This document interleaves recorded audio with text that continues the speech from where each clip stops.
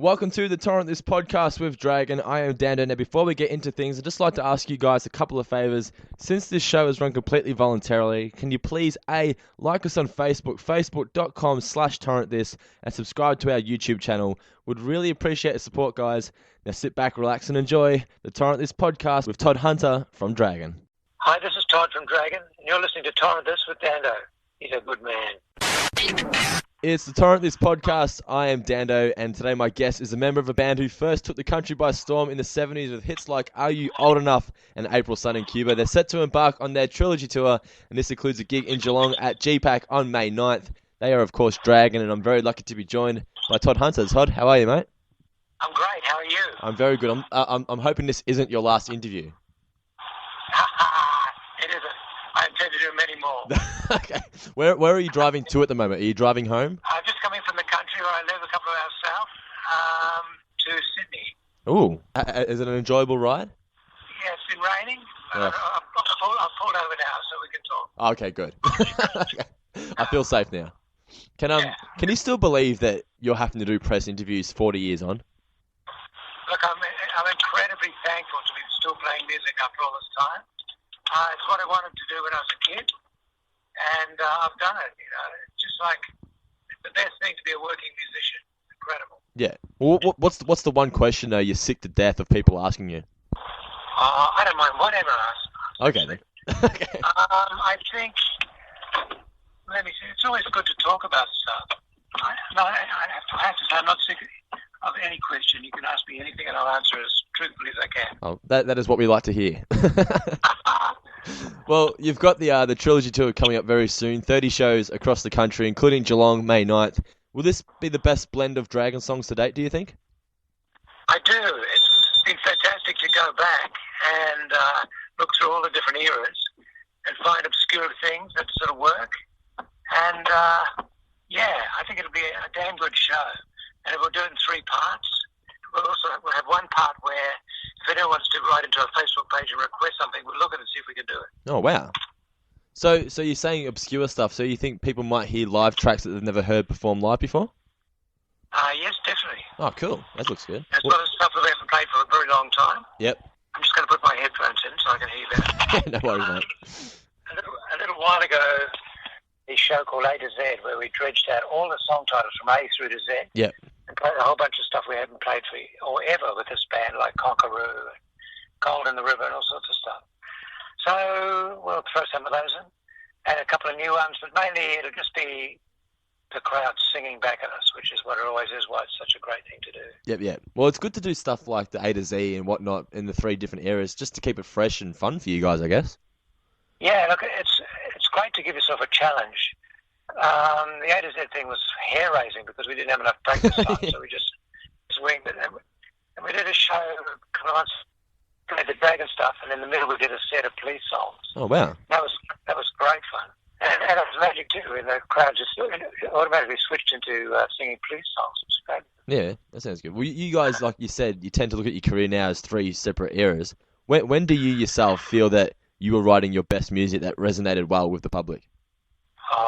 Probably the best thing I wrote for Dragon was Rain, I would say. That's one of my favourite songs of all time. Yeah, it's funny, isn't it? It just sort of hit at the right time, and it came along out of nowhere.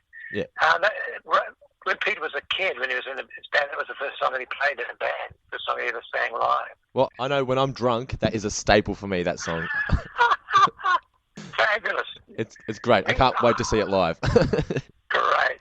Well, when you wrote and released songs back in the 70s and 80s, did you ever honestly feel that they were going to become timeless and that people in future generations like myself would still be enjoying them? No, we were just thrashing around, acting like assholes, and just nothing. This stuff would last a long time. Yeah. And it's incredible that it has, and we're lucky because it means we can still play.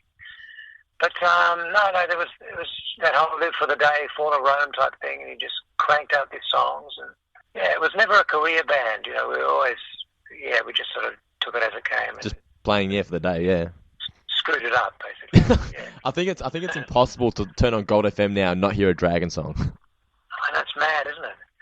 And the funniest thing too is when we play stuff, when we're driving back from the show or whatever, and you pull up at the lights, and open the windows, and out of the pub comes April sun or the last bars of rain or something. That's really funny. Yeah. Do you ever get the temptation to just go in there and just start singing it with everybody? No, but one day that'll happen. Yes, you should do it and film it and put it on YouTube. It'll be great. Yeah. I reckon I completely can resist that. It's great being anonymous and writing songs and just hear them in different formats.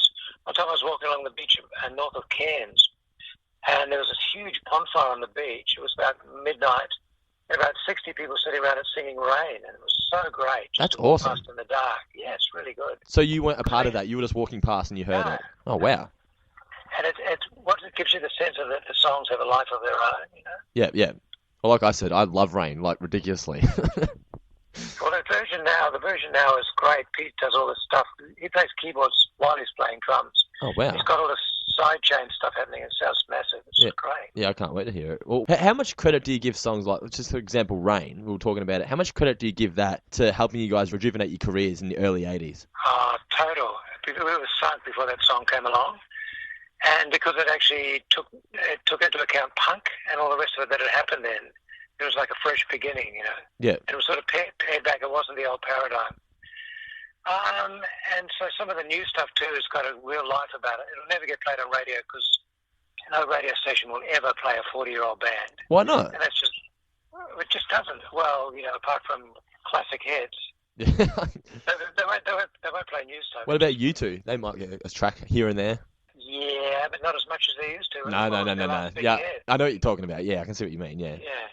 Well, they're not old enough yet, but like the Stones, for instance, will never get anything on the radio. Yeah, that is true. Yeah. Yeah, but that's okay. That's the way of life, and live is so great. It's so great to actually everything happens live now. Yeah. Do you write your material now though? You obviously don't write it wanting to chart. You just write it because it's something fun to do.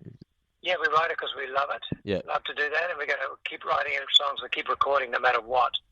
And we don't give a fuck if not one person buys them. we just give them away. Yeah. As far as I'm concerned, if anyone can be bought into whatever we're doing, that's great. They don't have to pay for that. Yeah. Well, it seems like you said, like you guys are having a great time right now. Just describe your idea though of success compared to say 30 years ago. Success for me is being able to keep playing and be a working band. Yeah. And play anywhere. And 30 years ago it was probably about conquering the world and trying to get number ones and all that sort of shit, which we could never do convincingly. You had a few number ones though.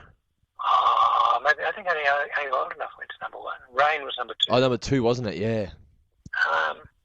But that's okay. All that stuff is garbage. The value in it is being able to make your life and get it. It's completely selfish. You just get an incredible amount of joy from playing and looking out at everyone beaming from ear to ear and singing. It's such a rejuvenating thing, you know. But yeah, it's like I said, it must be great being like 40 years on and you've got people say, I'm 25 and I'm still loving what you wrote 30 years ago. Yeah, go to dragononline.com.au and hit the YouTube button and just look for Rain at Rhythm and Vines. Yeah? Yeah, and check that out. Okay, I will do. And it's exactly what you're talking about. I will do that. Oh. Well, even though you've probably explained this 1,000,001 times, can you tell me what went through your mind back in '78 when Mark accused the crowd of being faggots? You bastard is what I thought. No. he was a wild man. If he got challenged in any way, he was straight into your face, you know. Yeah. And and he was gesturing for more monitors, and they thought he was giving them the finger, and then it just spiraled out of hand. So I stuck with him. I sort of cowered up the back and kept playing bass while he was wading out onto the tables. And it was very wild. There was a palpable feeling of danger in the room when all the road crews guys were swapping $100 bills as to that he was going to get shot or not. Really? Someone had been shot there about a month before. Shit. Yeah, it was an incredible thing. What Mark just didn't care? He didn't give a fuck. He was a fearless guy, you know. He was incredible. If you had to play to like 1,000 bikies, he'd get out of the stage and say, "Which one of you pussies wants the first scrap?" And they'll surge towards the stage like the band would think, "We're going to get killed, we're going to get killed," and they'd go, "Yeah, fuck yeah!" It was totally fearless. And so that was pretty heavy duty being his brother. Yeah, because you're the one that has to stick up for him. Well, I just had to. Yeah, I lived in fear of it. It's mad. crazy shit for 25 years. Well, was there any fear like when you guys were just sort of out in the street because of what he was like or not? No, he was no. Everyone loved him. That even if they came to him with evil intent, you'd just see them softly go, "Hey, mate, it's you. How are you?" He'd talk to them like he'd known them forever. Yeah. He was a phenomenally huge personality of a guy, and he lived in his short life. He lived about 4 lifetimes. Sounds like it. Incredible. Yeah, incredible. Maybe the next TV special can go from In Excess to Mark Hunter. Oh my God! Yeah, well, if it was about Mark, that would be interesting, but not the rest of us. No problem. Yeah. Well, would that have been the scariest moment of your career? That show back in Texas? Oh no, there were a whole bunch of them. Give us examples then. I can't. I have no memory of all that stuff. Just shit used to happen. I was a catastrophist in those days. You just remember the ass twitching. Yeah. And I would go into any situation thinking, okay, what's going to go on here? What's the worst thing that could happen? Okay, I've got it covered. And something about 4 times worse would happen. We'd be at a telethon in Melbourne, and Mark and Paul would attack the Premier of Victoria, sort of grab him by the neck, saying, open the bar, we want some booze. The Premier of Victoria? That happened once. Holy shit. I know, we would get banned from the TV channel, then they'd have us back 6 months later. It was really wild stuff, and it was mainly Mark and Paul. Yeah. They were fantastic. Because I know he did his cabaret show before he joined the band, didn't he, Mark? Yeah, he did. What do you expect to have when he joined as the frontman? Did you expect him to be as crazy as what he was? Yeah, we got him because he was fearless and mad. We were a band that was playing in the next hall to him once, and the only shows we could get were sort of like semi-cabaret covers band thing. This was really early on before we were Dragon. Yep. And he was playing in the next hall, and he came through it at one of his breaks and sang with us.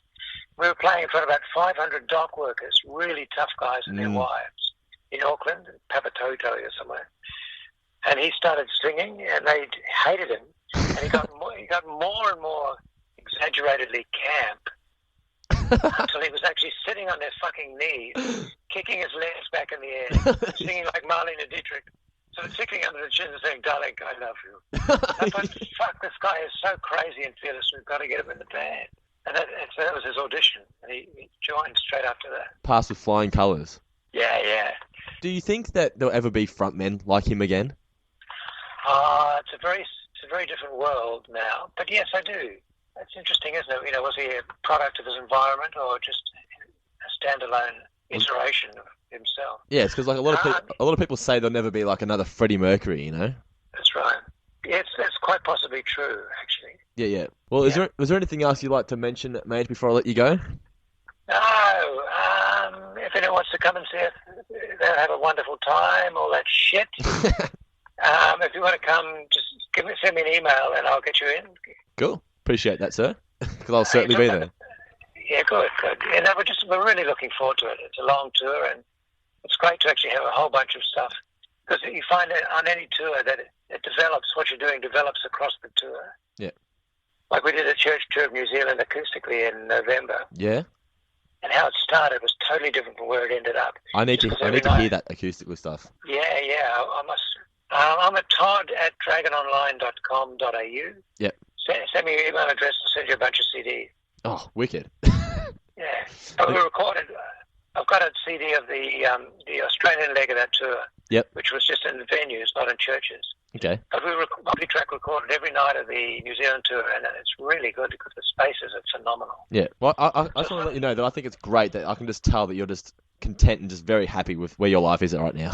Yeah. Fuck. I've been through a lot of shit, and yes, I'm really happy to be alive. I can tell you that. Yeah, you can tell.